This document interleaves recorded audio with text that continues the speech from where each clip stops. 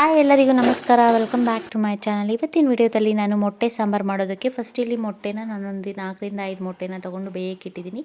ಮೊಟ್ಟೆ ಒಡಿಬಾರ್ದು ಅಂದರೆ ಅದಕ್ಕೊಂಚೂರು ಉಪ್ಪು ಈರುಳ್ಳಿ ಒಟ್ಟು ಬರುತ್ತಲ್ಲ, ಸೊ ಅದನ್ನು ಹಾಕಿ ನಾವು ಬೇಯಿಸೋದ್ರಿಂದ ಮೊಟ್ಟೆ ಪಾತ್ರೆಯಲ್ಲಿ ಒಡೆಯಲ್ಲ, ಹಾಗೇ ಇರುತ್ತೆ. ಸೊ ಇಲ್ಲಿ ನಾನು 1 ಕಪ್ಪಷ್ಟು ಹೆಸರು ಕಾಳನ್ನ ಒಂದು ಕುಕ್ಕರಲ್ಲಿ ಹಾಕಿ ಬೇಯೋಕ್ಕೆ ಇಡ್ತಾಯಿದ್ದೀನಿ. ಹೆಸರು ಕಾಳು ಬೇಯೋಷ್ಟು ಸ್ವಲ್ಪ ನೀರು ಹಾಕಿ ಅದಕ್ಕೆ ರುಚಿಗೆ ತಕ್ಕಷ್ಟು ಉಪ್ಪು ಹಾಕಿ ನಾನಿಲ್ಲಿ ಹೆಸರು ಕಾಳನ್ನ ಬೇಯಕ್ಕೆ ಇಟ್ಟಿದ್ದೀನಿ. ಮಸಾಲೆಗೆ ಅಂತ ನಾನಿಲ್ಲಿ ಒಂದು ಅರ್ಧ ಚಿಪ್ಪಷ್ಟು ಹಸಿ ಕೊಬ್ಬರಿ ತೊಗೊಂಡಿದ್ದೀನಿ. ಕೊಬ್ಬರಿ ಬೇಡ ಅನ್ನೋರು ಕೊಬ್ಬರಿ ಹಾಕ್ತಿರೇ ಹಾಗೇನೂ ಸಹ ಸಾಂಬಾರನ್ನ ಮಾಡ್ಕೋಬೋದು. ಈಗ ಸ್ಟವ್ ಹಚ್ಚಿ ಬಾಣಲಿ ಇಟ್ಕೊಂಡಿದ್ದೀನಿ. ಇದಕ್ಕೆ ನಾನು ಇಲ್ಲಿ 1 ಹಿಡಿಯಷ್ಟು ಬೆಳ್ಳುಳ್ಳಿ ಹಾಕ್ಕೊಂಡಿದ್ದೀನಿ. ನಾವು ಸಾಂಬಾರು ಮಾಡೋದ್ರ ಮೇಲೆ ಡಿಪೆಂಡು, ಬೆಳ್ಳುಳ್ಳಿ ಜಾಸ್ತಿ ಬೇಕಾದ್ರೆ ಜಾಸ್ತಿ ಹಾಕ್ಕೋಬೋದು. ಈಗ ನಾನು 1 ಈರುಳ್ಳಿನ ಕಟ್ ಮಾಡಿ ಹಾಕ್ಕೋತಾ ಇದ್ದೀನಿ. ಈರುಳ್ಳಿ ಬೆಳ್ಳುಳ್ಳಿನ ಫ್ರೈ ಮಾಡಬೇಕು ಅಂತಲೇ ಏನಿಲ್ಲ, ಫ್ರೈ ಮಾಡ್ತಿರೇ ಹಾಗೇನೂ ಸಹ ನಾವು ಹಸಿ ಮಸಾಲೆ ರುಬ್ಕೊಂಡು ಅದರಿಂದನೂ ಸಹ ಸಾಂಬಾರು ಮಾಡ್ಕೋಬೋದು. ಇದು ಈರುಳ್ಳಿ ಮತ್ತು ಬೆಳ್ಳುಳ್ಳಿ ಮತ್ತು 1 ಟೊಮ್ಯಾಟೊ ಹಾಕ್ಕೊಂಡಿದ್ದೀನಿ. ಟೊಮೆಟೊನೂ ಅಷ್ಟೇ ಬೇಕಾದರೆ ಹಾಕ್ಕೋಬೋದು, ಇಲ್ಲಾಂದರೆ ಹಾಗೇನೂ ಸಹ ಸಾಂಬಾರು ಮಾಡ್ಕೋಬೋದು. ಇದನ್ನು ಒಂದು ಸ್ವಲ್ಪ ಹೊತ್ತು ಫ್ರೈ ಮಾಡ್ಕೋಬೇಕು. ಇದ್ರ ಜೊತೆಗೆ ನಾನಿಲ್ಲಿ ಒಂದು ಸ್ವಲ್ಪ ಚಕ್ಕೆ ಲವಂಗ ಹಾಕ್ಕೋತಾ ಇದ್ದೀನಿ. ಖಾರಕ್ಕೆ ಅಂತ ನಾನಿಲ್ಲಿ ಒಂದು 5ರಿಂದ 6 ಒಣಮೆಣ್ಸಿನ್ಕಾಯಿ ಹಾಕ್ಕೊಂಡಿದ್ದೀನಿ. ನಾವು ಬೇಕು ಅಂದರೆ ಹಸಿಮೆಣ್ಸಿನ್ಕಾಯಿ ಸಹ ಹಾಕ್ಕೋಬೋದು. ಒಣಮೆಣ್ಸಿನ್ಕಾಯಿ ಬೇಡ ಅನ್ನೋರು ಖಾರದ ಪುಡಿ ಹಿಟ್ಟನ್ನು ಸಹ ರುಬ್ಕೋಬೋದು. ಈಗ ನೋಡಿ, ಇದೆಲ್ಲ ಒಂದು ಸ್ವಲ್ಪ ಫ್ರೈ ಆದಮೇಲೆ ಇದು ಸ್ಟವ್ ಆಫ್ ಮಾಡ್ಕೊಂಡಿದ್ದೀನಿ. ನಾನು ಫ್ರೈ ಮಾಡೋಕ್ಕೆ ಇಲ್ಲಿ ಒಂದು ಅರ್ಧ ಸ್ಪೂನಷ್ಟು ಆಯಿಲ್ ಹಾಕ್ಕೊಂಡಿದ್ದೆ. ಸೊ ಇದು ಫ್ರೈ ಆಗಿದೆ. ಇದು ಸ್ವಲ್ಪ ತಣ್ಣಕ್ಕಾಗಬೇಕು. ತಣ್ಣಕ್ಕಾದಮೇಲೆ ಇದನ್ನ ಮಿಕ್ಸಿ ಜಾರ್ಗೆ ಹಾಕ್ಕೊಂಡು ನಾವು ನುಣ್ಣಕ್ಕೆ ರುಬ್ಕೋಬೇಕು. ಈಗ ಮಿಕ್ಸಿ ಜಾರ್ ತೊಗೊಂಡು ನಾವು ಕೊಬ್ಬರಿ ಕಟ್ ಮಾಡಿ ಇಟ್ಕೊಂಡಿದ್ವಲ್ಲ, ಅದ್ರ ಜೊತೆ ನಾನಿಲ್ಲಿ 2.5 ಸ್ಪೂನಷ್ಟು ಧನಿಯಾ ಪುಡಿ ಹಾಕ್ಕೋತಾ ಇದ್ದೀನಿ. ನೀವು ಧನಿಯಾ ಪುಡಿ ಬೇಡ ಅನ್ನೋರು ಧನಿಯಾ ಕಾಳಿದ್ರೆ ಅದನ್ನು ಸಹ ಹುರ್ಕೊಂಡು ಹಾಕ್ಕೊಂಡ್ರೆ ಅದು ಒಂಥರ ಡಿಫ್ರೆಂಟಾಗಿ ಟೇಸ್ಟ್ ತುಂಬ ಚೆನ್ನಾಗಿರುತ್ತೆ, ಫ್ರೆಶ್ಶಾಗಿ ಪೌಡ್ರ್ ಮಾಡ್ಕೊಂಡು ಹಾಗೆ. ಈಗ ನಾವು ಹುರಿದಿಟ್ಕೊಂಡಿರೋ ಈರುಳ್ಳಿ ಬೆಳ್ಳುಳ್ಳಿ ಟೊಮ್ಯಾಟೊನ ನಾನು ಈ ಮಿಕ್ಸಿ ಜಾರ್ಗೆ ಹಾಕ್ಕೋತಾ ಇದ್ದೀನಿ. ಸೊ ಖಾರಕ್ಕೆ ಅಂತ ನಾನು ಆಲ್ರೆಡಿ ಒಣಮೆಣ್ಸಿನ್ಕಾಯಿ ಹುರ್ಕೊಂಡಿರೋದ್ರಿಂದ ನಾನು ಯಾವುದೇ ರೀತಿ ಹಸಿಮೆಣ್ಸಿನ್ಕಾಯಿ ಅಥವಾ ಖಾರದ ಪುಡಿ ಏನೂ ಹಾಕ್ಕೋತಾ ಇಲ್ಲ. ಈಗ ನಾನು ಇದಕ್ಕೆ ಒಂದು ಸ್ವಲ್ಪ ಕೊತ್ತಂಬರಿ ಸೊಪ್ಪು ಮತ್ತು ಪುದೀನಾನ ತೊಳೆದು ಹಾಕ್ಕೊಂಡು ನುಣ್ಣಕ್ಕೆ ರುಬ್ಕೊಂಡಿದ್ದೀನಿ.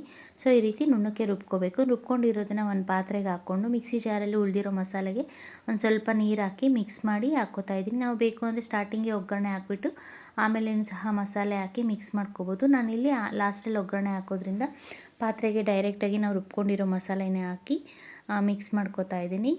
ಈಗ ನೋಡಿ, ಹೆಸರು ಕಾಳು ನುಣ್ಣಕ್ಕೆ ಬೆಂದಿರೋ ಹೆಸರು ಕಾಳನ್ನ ನಾವು ರುಬ್ಬಿಟ್ಕೊಂಡಿರೋ ಮಸಾಲೆ ಪಾತ್ರೆಗೆ ಹಾಕ್ಕೋತಾ ಇದ್ದೀನಿ.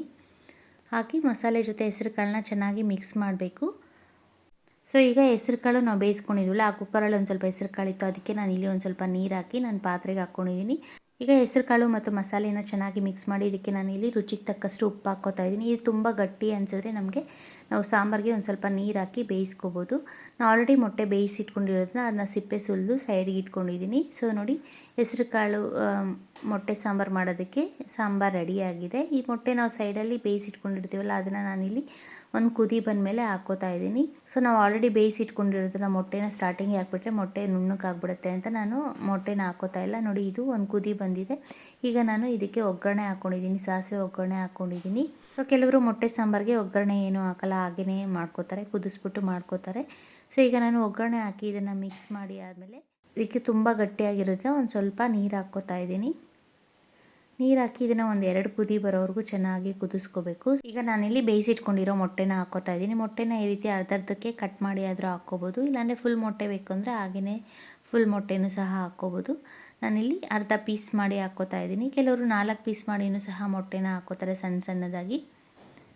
ಸೊ ಈಗ ಈ ಸಾಂಬಾರು ಜೊತೆ ಚೆನ್ನಾಗಿ ಮಿಕ್ಸ್ ಮಾಡಿಕೊಂಡ್ರೆ ಮೊಟ್ಟೆ ಸಾಂಬಾರು ರೆಡಿ ಆಗುತ್ತೆ. ಮೊಟ್ಟೆ ಹಾಕಿದ್ಮೇಲೆ ನಾವು ಸ್ವಲ್ಪ ಹೊತ್ತು ಕುದಿಸ್ಕೊಂಡ್ರೆ ಸಾಕು, ಮೊಟ್ಟೆ ಸಾಂಬಾರು ರೆಡಿ ಆಗುತ್ತೆ. ಈ ರೀತಿ ಹೆಸರು ಕಾಳು ಹಾಕೋದ್ರಿಂದ ಹೆಸರು ಕಾಳು ದೇಹಕ್ಕೆ ತಂಪು ಕೂಡ, ಆರೋಗ್ಯ ಕೂಡ ತುಂಬ ಒಳ್ಳೆಯದು. ಸೊ ನಾವು ತುಂಬ ಗಟ್ಟಿಯಾದರೆ ಲಾಸ್ಟಲ್ಲಿ ಒಂದು ಸ್ವಲ್ಪ ನೀರು ಹಾಕಿ ಚೆನ್ನಾಗಿ ಕುದಿಸ್ಕೊಂಡ್ರೆ ಮೊಟ್ಟೆ ಸಾರು ರೆಡಿ ಆಗಿದೆ. ಇದು ಮುದ್ದೆಗೆ ಅನ್ನಕ್ಕೆ ಎಲ್ಲ ಸಕ್ಕ ಟೇಸ್ಟಿಯಾಗಿರುತ್ತೆ. ಬೇಕಾದ್ರೆ ನಾವು ಚಪಾತಿ ಮಾಡ್ಕೊಂಡು ಅದ್ರ ಜೊತೆ ಸಹ ತಿನ್ಬೋದು.